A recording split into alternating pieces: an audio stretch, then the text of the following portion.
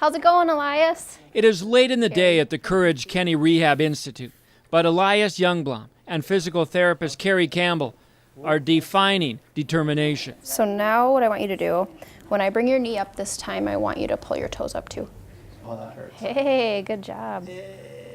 That's huge. Way to go. It's tough stuff. Like monster steps, and I mean, like in 1 week I got all of the wiring taken out of my mouth, and I got my trach taken out, and that's a huge week. And then some weeks it's baby steps, but Nice and easy. What's pain level today? not too bad. Elias is here as his recovery continues. Well, I broke every bone in my face, so they had to put all those back where they belonged, which, from what I understood, was quite a task. It was 2 months ago. Elias had left NDSU headed for home in the Twin Cities. A drunk driver on the wrong side of Interstate 94 near Fergus Falls hit him head on. I remember some of the dreams I had when I was sedated afterwards, but nothing. Thank goodness. I don't want to remember that quite yet. So. But the first 24 hours were pretty tough, and because we didn't quite know if he was going to make it. But then, almost immediately after that, he started making these improvements. Make sure you know where you're going. The next few weeks seemed like a dream or a nightmare.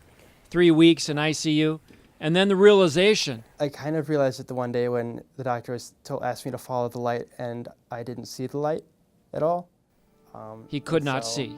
After we had talked to the doctors and just told them we don't see anything changing, and he related this back to me. He said, "Yeah, you guys told me," and I cried for about 10 minutes and went, "Okay, this is what I got." The head-on crash took his eyesight. I mean, looking back at how the accident happened, I probably should have been dead, and so it's kind of hard not to be positive after that, because I get to keep doing the things that I get to keep living. Elias, or E as he's known by most, came to NDSU as a standout trumpet player who could also play a mean drum. And he's been a much-loved member of the highly acclaimed Gold Star Marching Band. Sorry. No, it's okay. Despite going blind from the accident, you can already see a driven, determined young man looking ahead and using his love for music and teaching as a partner in his journey ahead. Just knowing that I can still do all of the things that I could do before, I just won't be able to see them. But that's, it's a loss, but it's not it's not the end of the world. Elias teaches high school drumline in the cities. Just days ago, he was able to meet with them. An emotional day for all. And support rolls in from all over. Cards and notes, a signed drum head for healing, pictures and visits from friends back at NDSU. The parents of Elias recall a touching moment just days ago when friends of Elias's from NDSU, fellow musicians, came to visit him for the first time since his accident. One of his good friends came in, and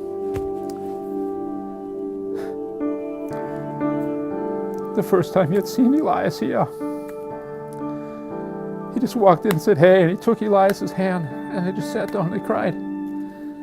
And 5 minutes later, they're talking stupid and making fun of each other, which is what they're supposed to do. So you get in the passenger seat? Yeah. Okay. The parents of Elias have watched their son go from the brink of death. Yep, go ahead. I'm out of your way. Now to standing and learning what life will be like without his eyesight. And then he's going to pivot. He's always been very determined. Oh, super proud. Yeah. You're in. This is the face of Good perseverance. work. Through pain, unknowns, and now Just 'cause darkness. You know that's steady, and you always want to check it no matter what. This young man who celebrates his birthday tonight okay. has already taught many the lessons of life. Moving ahead, over the barriers, and living life, Back 2 despite weeks ago, loss. Swimming down here in this little creek. From the Twin Yeah. Cities, Kevin Walvin, Probably WDAY wasn't 6 that News. big, like as big as